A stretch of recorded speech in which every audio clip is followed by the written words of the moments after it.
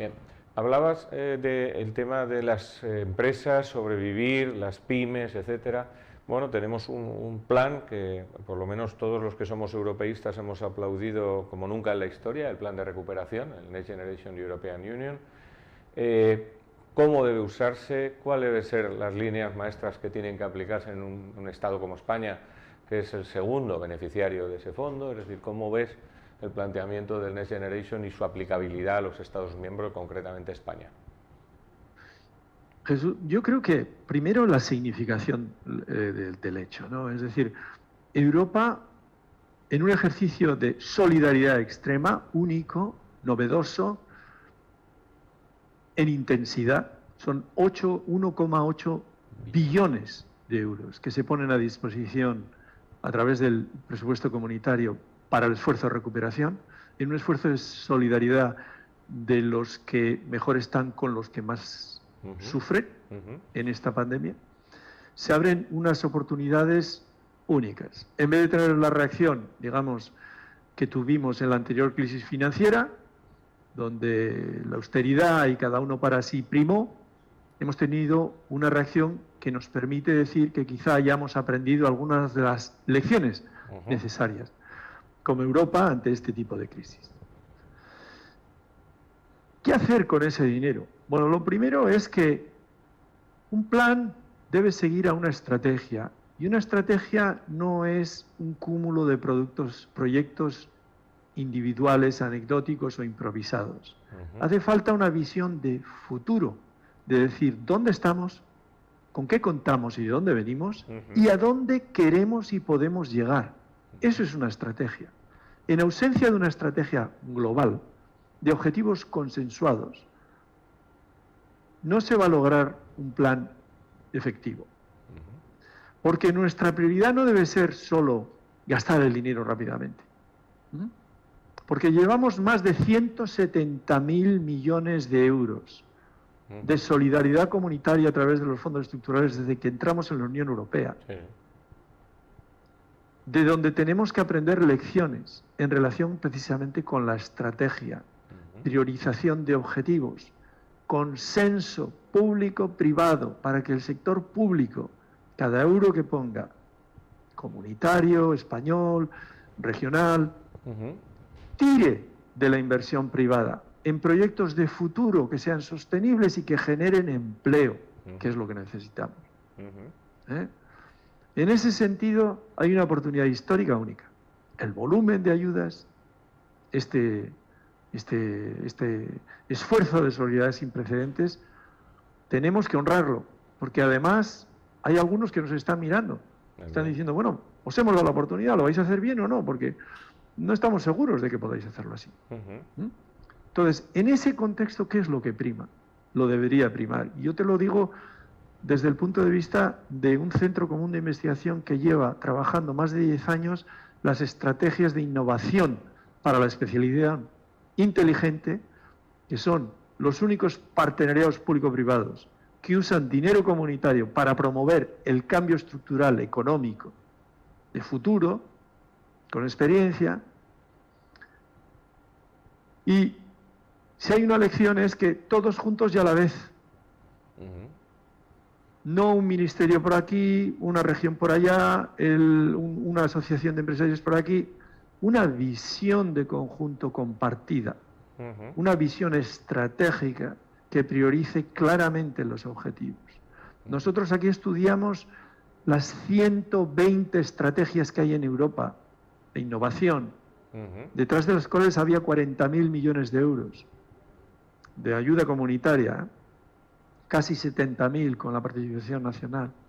Y es a partir de esos partenariados público-privados que deben generar no papel, sino reflexiones estratégicas que puedan implementarse con dinero público y privado sobre el terreno, incluso equivocándose.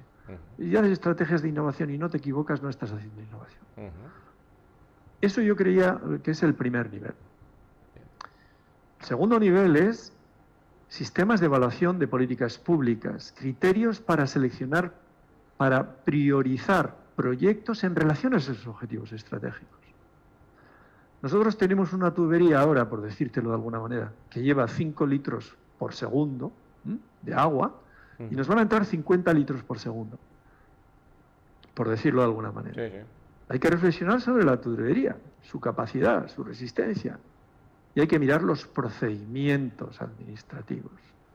Y hay que evitar la visión contable, la visión burocrática, la visión administrativa, y hay que primar la visión económica, estratégica, de largo, en francés me sale, de largo, de gran visión.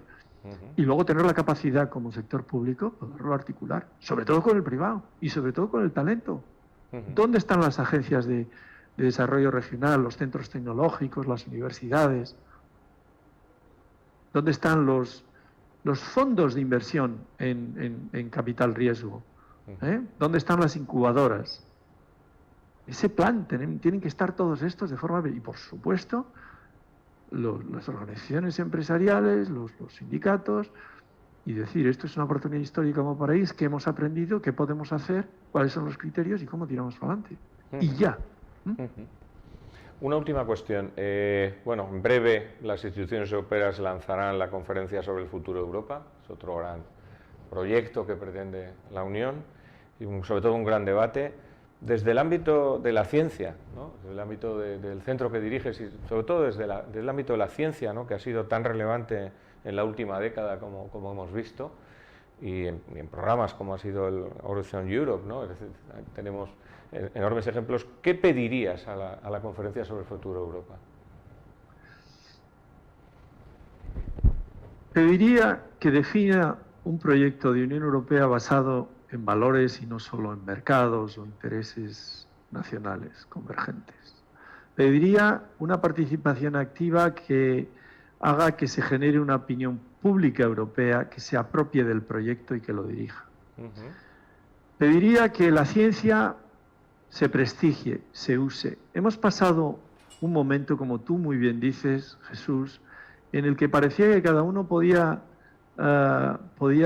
elegir su realidad, ¿no? Lo vemos en acontecimientos muy cercanos, más allá del charco, ¿no? Por ejemplo. Y hay que decir alto y claro que tú no decides entre que la Tierra es plana y que la Tierra es casi redonda, porque democráticamente dices, pues yo opino eso, y estamos en una democracia y ya está. Esto es una locura. O sea, aquí no... O sea, la democracia no se asocia a la libertad de elegir las realidades. La democracia se asocia a consensuar sobre la base de la ciencia en qué mundo vivimos, sobre la base de la evidencia, de la razón. Y en ese sentido la ciencia está de vuelta. Esta pandemia, la única cosa igual que ha tenido un efecto positivo es prestigiar la ciencia. Nos hemos dado cuenta que sin la ciencia no vamos a ningún lado. Que puede salir un señor con mucho poder y decir esto no es nada, no se preocupen, y decir una barbaridad. Y que la gente se dé cuenta de que son los científicos los que nos van a sacar de esta.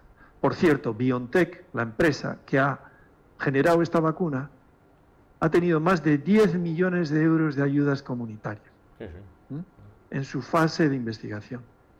La ciencia está de vuelta y eso es una buena noticia. Y en Europa creo que esto, y sobre todo a través de la Unión Europea, la Comisión, esto se está prestigiando y se es cada vez más consciente. Muy bien, pues muchísimas gracias, señor Landavaso. Un placer, como siempre, contar con sus opiniones y mucho ánimo, evidentemente, para terminar este combate contra la pandemia y, bueno, y mucho apoyo, evidentemente, a sus investigaciones desde el centro, que evidentemente pues, son trascendentales para el futuro de la Unión Europea. Muchísimas gracias a vosotros. Y esto es un esfuerzo compartido y da gusto teneros al lado. Gracias. Muchas gracias.